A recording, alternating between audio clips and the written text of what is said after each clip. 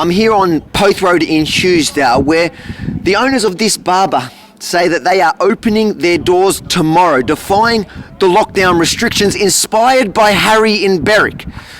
They're putting a call out to everyone that wants their hair cut to come here from tomorrow from 8:30 a.m. And they're asking any barbers and hairdressers that are looking for work in these times to give them a buzz. 90173727. We've just decided that we're going to open our doors tomorrow because we're going to go bankrupt.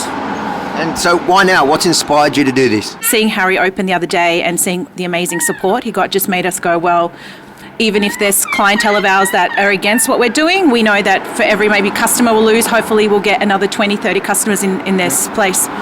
So Harry's inspired you guys to do this? Absolutely, yeah.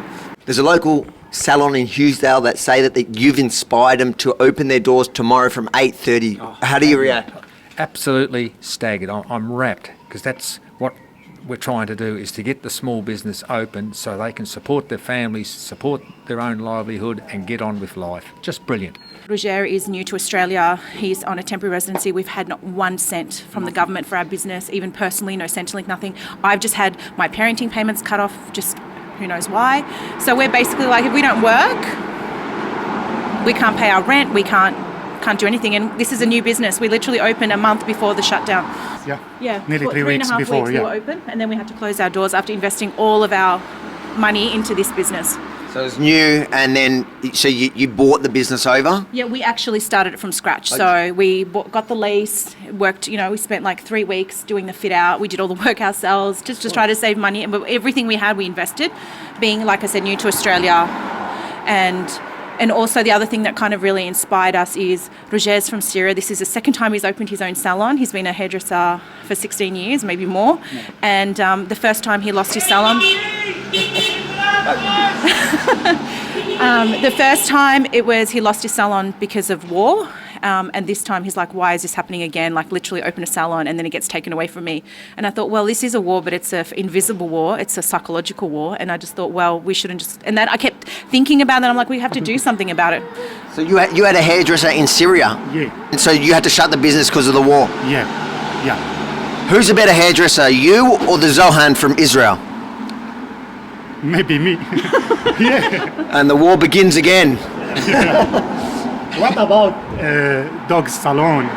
Yeah. It's open, Next door we have the dog groomers, and across the road, and we're really happy that they were able to open. They opened 2 weeks ago, but it doesn't make sense that they can open and cut animal hair, but yet human hair is not allowed to be cut. It doesn't make sense to me. Today we've recorded 2 new cases overnight. What would you say to those who say you are single-handedly putting the entire state at risk? I would say that is a lie.